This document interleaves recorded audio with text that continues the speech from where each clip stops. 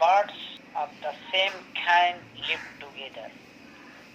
Crows flock together with crows, pigeons flock with pigeons. In the same way, we find that men of the same nature like to live together. The saint always seeks the company of saints. Politicians like the company of politicians. Thieves also like the company of thieves. Scientists always prefer to live with other scientists.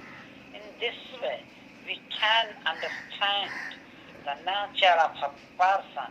In fact, a man is known by the company he keeps. Good boys mix with good boys only. A person is happy in the company of other persons of similar nature.